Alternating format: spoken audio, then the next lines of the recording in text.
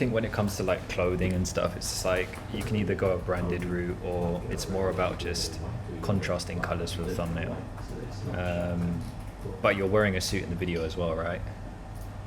At least for just the intro. Yeah, so for the intro, as in like when people click, then they'll see the guy in the suit. So that does make sense for click affirmation.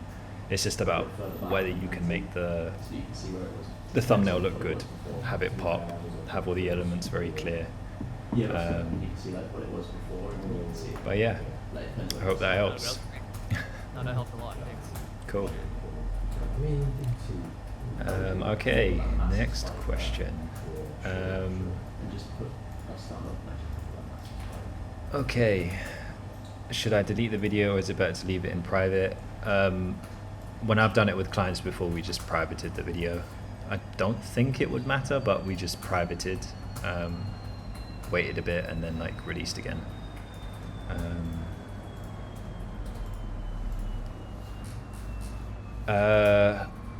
Lost Noah, if you could put your channel, you can put your channel link in the chat if anyone wants like channels to be looked at.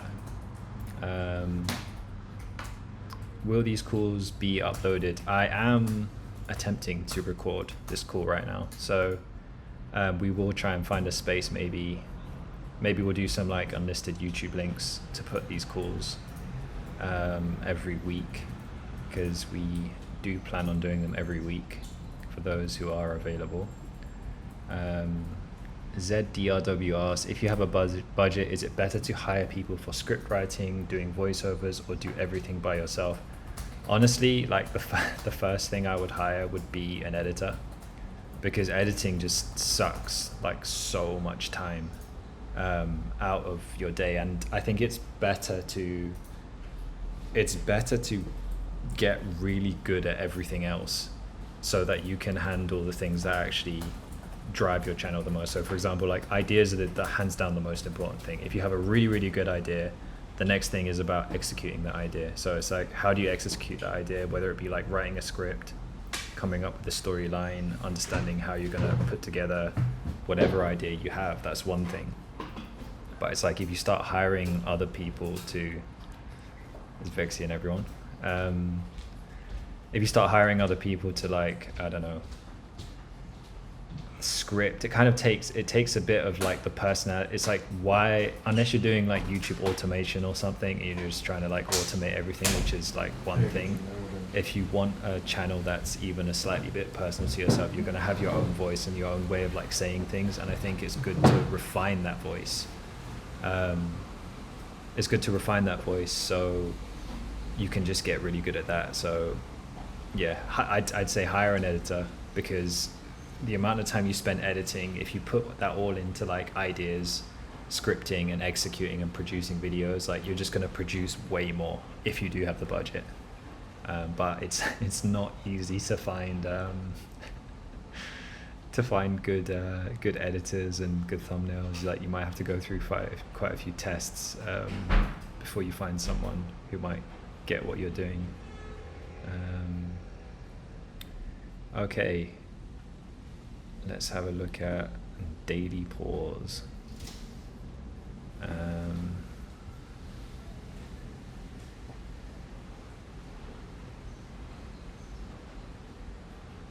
All right, let me just share my screen here.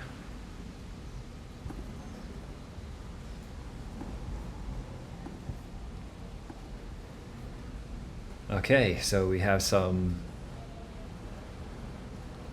it looks like, I mean, is this like AI storytelling, right?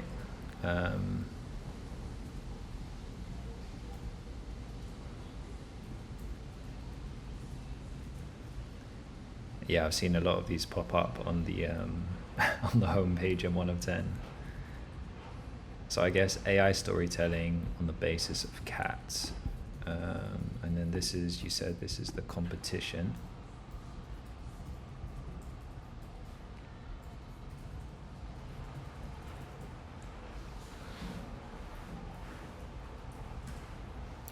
Yeah, these ones are a weird one because obviously it's like, it's about storytelling.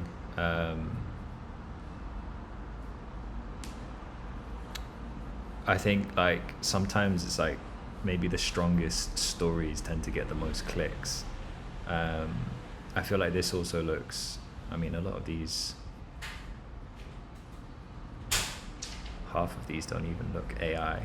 Let me see what you're saying about Lost Noir. Is it all like AI generated stuff? I feel like it's sometimes it's getting hard to tell like what's AI and what isn't now. We're getting to that point. Like this looks like very realism here in terms of the Tails competition, but Intruder thought she was home alone until Bobcat took him down. I guess that's like a protection story. Would be quite interesting. I guess people want to see a big cat attack a robber. There's like a sense of justice there. Basically, we have 100 plus YouTube for the channel. 80% of what Let's see, Bobcat. In terms of the outliers for you, it's like the ideation checklist, so 11 tweets. when I look at channels, like the first thing I'll do is basically try and spot like their biggest outliers. Do you have any others you can add to the Just I think this could be a banner. Each step is one of the checklists, but then we're also showing a crazy social. bear with me a second. Yeah, so it's kind of like when it comes to your own channel meta, you could say the best thing to do is obviously look at your own outliers, double down on ideas that have worked, but you have to kind of understand what was it about that video that did well. It's like, was it something related to the idea? Did you just execute the story really well? Did you do something different compared to your other videos? That made it pop basically, but you can also do that on other channels. So as I was saying, like this 400k views here, it's just like, I feel like this is almost like one niche you could look at is like the police almost body cam niche, and look at the kinds of themes that do really well in like almost like the crime niche, because that's what this kind of thumbnail reminds me of. Like when police find something, or intruder this or intruder that, or something happens to this criminal, there's a sense of like justice and story here, and people are going to want to find out like, oh my god, this is also like a mid-action thumbnail. So it's like she looks like she's scared, the cat's going to be like jumping for the robber, and then people want to find out like what's going to happen. And I think that's why that one is really popular there. It'll be interesting to see how like these are executed. I guess this looks like subtitles alongside a lot of AI generated imagery. But the thumbnail does look like very realistic. I guess have we got a mix of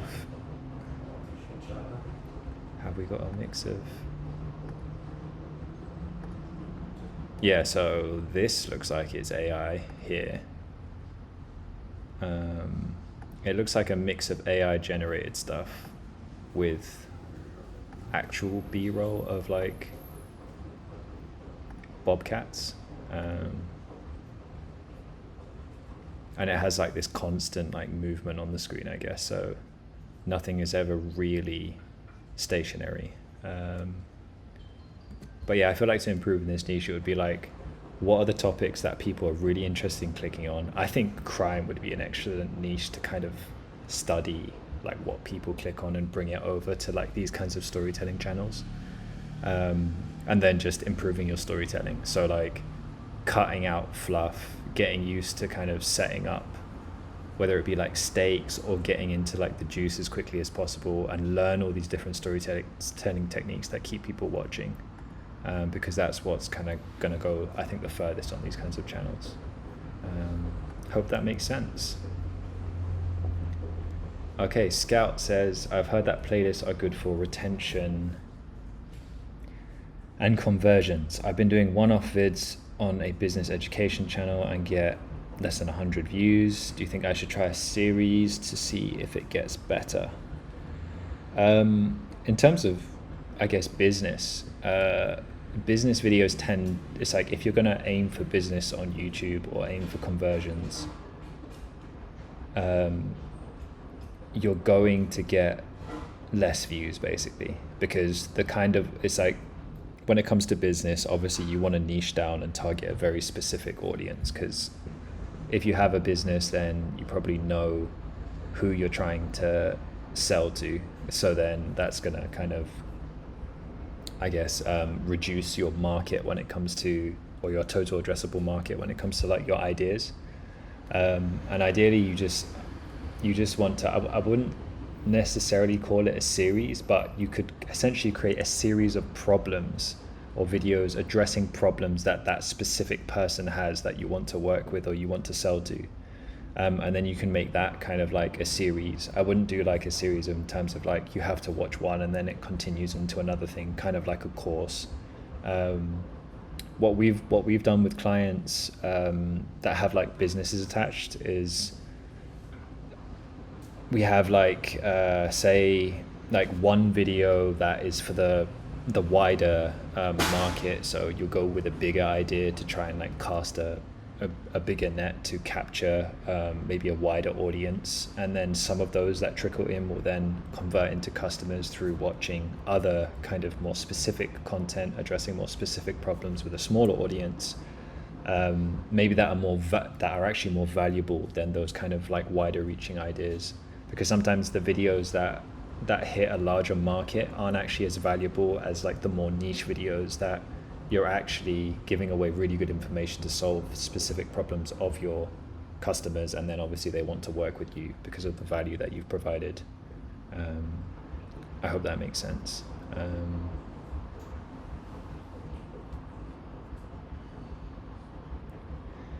I'm noticing that quite a lot of the top videos on the channel have arrows in the thumbnail and most of the new ones don't have that. I'm assuming that was talking about the AI story ones. Yeah, I mean, arrows always do have historically done well on YouTube.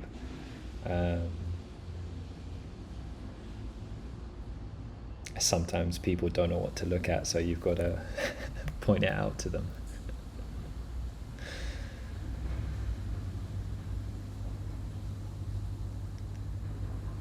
I think, okay, so Noah says, can you tell me if video length matters, because my competition is doing 24 minutes and I do 15 minutes. When it comes to video length, longer is better if you can execute it, because it's like, so TV watch time has just surpassed like mobile watch time on YouTube. So what that means is the algorithm is going to start catering to more TV viewers because more people are watching from the TV. And this is why kind of series on your channel can do like really well as well. If you make really well curated playlists and you have an audience, big chunk of your audience that's watching from TV, if they click on one of your playlists, they'll just start watching like one thing after the next, because it's a bit like janky to try and like navigate TV. Yeah, longer videos are better because obviously you increase your watch time. YouTube will make more money because you can run more ads on them. But the big but is, if you can make a 15-minute video really well and you can't make a 24-minute video really well, go with the 15-minute, because you're better off making better content than trying to stretch content to like 24 minutes that isn't as good as the 15-minute content. So I think it would be like, when it comes to the longer content that's doing well on your competition's channels, see how they maybe get to that length. It's like maybe put their transcripts into like ChatGPT, have ChatGPT break down the script, learn like maybe how they're telling a story, whether they're kind of doing different storylines, look at the structure of what they're saying in videos that are doing well. Is it, once again, a thing, like a big thing is also like video topics. It's like when there is inherently like a good idea and a good story behind a video, people will want to watch it. So it's not always just about like, what they specifically do here and here. You have to kind of look at things overall and be like, okay, as a combination of different things, why did this video do well? When copying transcripts, is there a faster way than just copying and pasting it? I mean, that's like pretty fast in my opinion. Just click show transcript at the bottom. Just, yeah, I mean, I just highlight it all and then just paste it into ChatGPT if I'm studying something. I think one thing to optimize is try and optimize maybe the prompts that you're using to get out of like ChatGPT in terms of what you want a breakdown of. Sometimes just like tackling it yourself as well, you'll get like more insights than maybe what AI misses sometimes.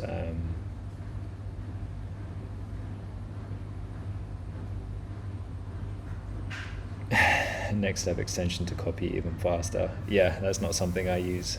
We're all about 1 of 10 here, so you know, maybe that's something we should get added to our extension. No need to apologize.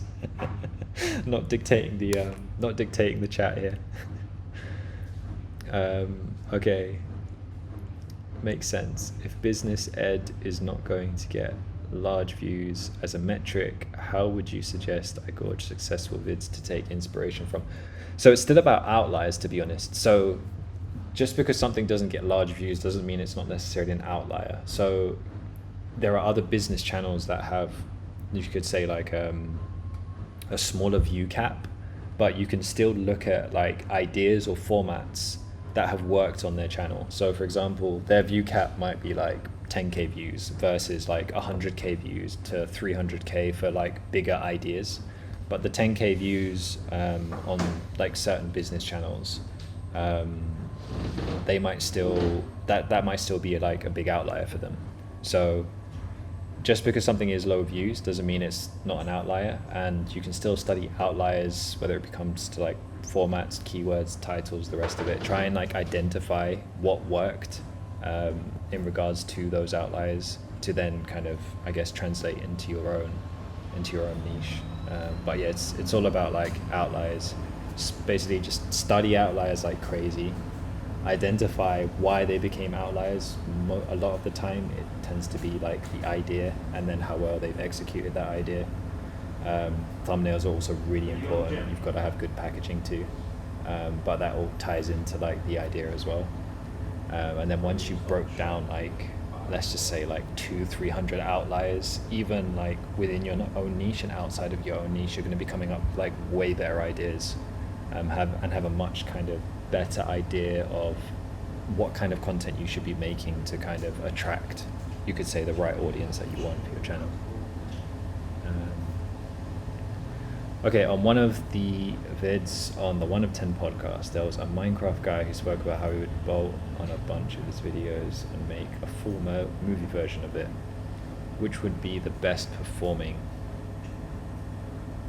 He claimed the strategy could work on every niche. He had a portfolio of channels from a bunch of unrelated niches. Okay, so I think what you're talking about is like a compilation video. So this is like when you've had a channel for like quite a long time, and let's just say you've had a repeating outlier format that's worked again and again and again. So let's say, one of my previous clients who I used to edit for, he has like a fitness channel. He had a series of like going through each muscle group through the lens of like an anime character. So it would be like how to get like a big anime level chest, how to get big anime level arms, how to get big anime level legs, right? So at some point he's covered all of the body parts and he's got like 6 or 7 videos in that series. One thing that people do, and you see this in the entertainment space as well, they put all the videos together as a compilation and have like an ultimate guide or kind of like an ultimate compilation of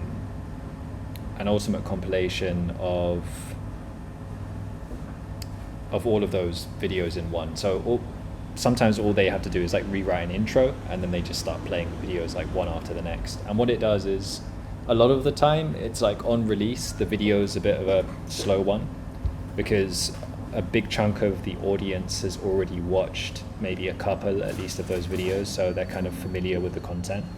But then what happens is, because it's like, it tends to be really long video, if it starts to hit a new audience but all the content has already worked already, the new audience then starts watching that longer video, the watch time goes up like crazy, and then YouTube can start like pushing that over time to a new audience that brings people in, because obviously the more watch time you get from an audience, the more kind of dedicated they become to your channel. or the stronger the relationship that they build with a creator, the more they watch you. So I hope that makes sense. I think that's what you're asking about in terms of these kind of compilation videos. I just think in terms of like, once again, like idea and packaging, you want to be able to put together content that makes sense together. You can't just like scramble everything from your channel, stick it in one video. And yeah, yes, I am recording. I will try to find a place to put these. We might put them on the YouTube strategy channels unlisted and stick an unlisted playlist that'll start every week. So you guys can have kind of a source of information there to copy and paste transcripts. ZDRW says, that's the niche I wanted to go in. You're going to become an anime fitness channel. The 4-hour call, it was a bit of a long one, so that was kind of like an exceptional one, so that wasn't recorded. But from today, basically, we're hoping to record these calls like every week now. So there's value there for anime niches. I mean, it would be anime fitness though. Anime fitness, self-help, it can vary depending on where your audience is coming from. Okay, so we've got 3 minutes of the call left. If anyone has like any last questions or things to go through, I'm happy to do like one more question, or a couple more quick ones. How are we doing? What's up?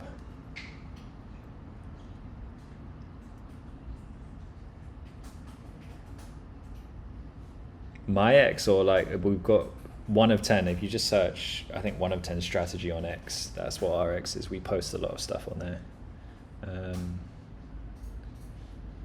I think if you head to, there's actually a thing on the Discord which is official links. If you go to our official links in the 1 of 10 finder, you can find like all of our socials there, to see what we're up to. We just did a banger thread on how to start a YouTube channel if you're just starting up, so I would have a read of that, because that took me a while to do. What would be a good strategy to utilize for a new channel doing video game essays and retrospectives? Honestly, like, once again, I'll share my screen one last time. Make selection, entire screen. It's like outlier ideation is just it's just the way to go, and tracking channels. So let me use Vexian's channels. Couch. Is it couch dash co-op?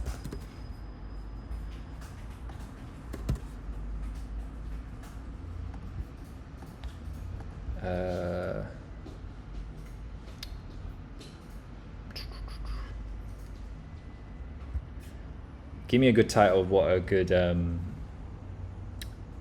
like a gaming essay would be, like why, let me just say like why games are dying or something along those lines. Okay, let's put the views up a bit.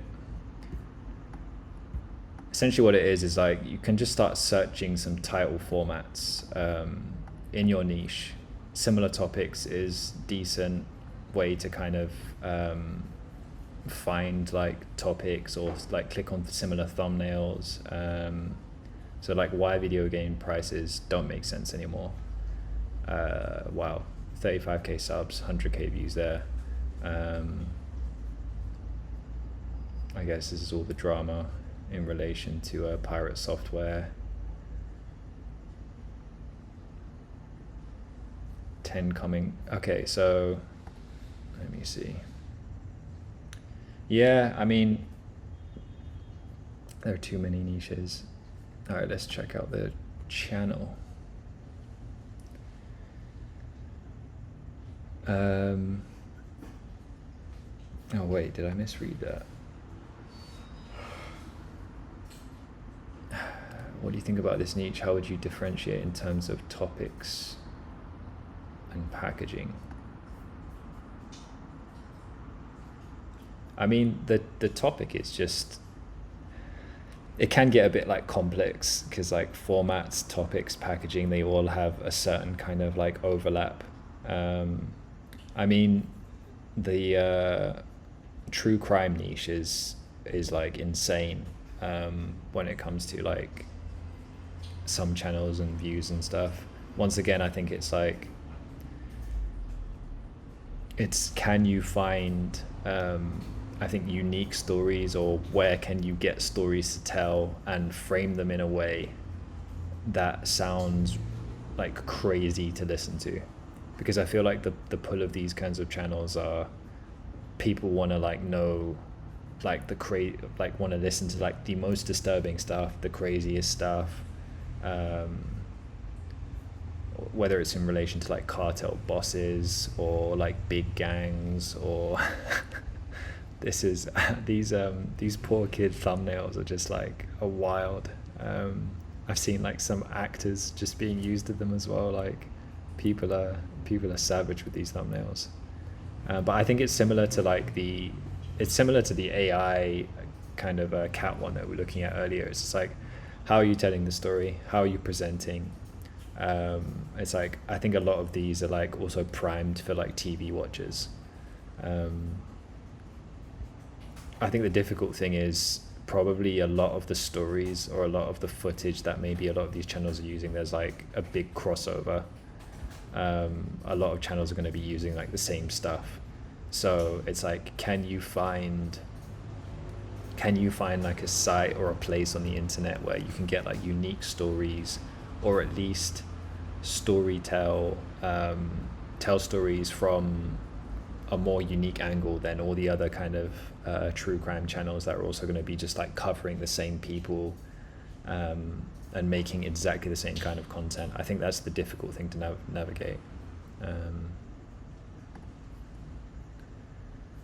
All right.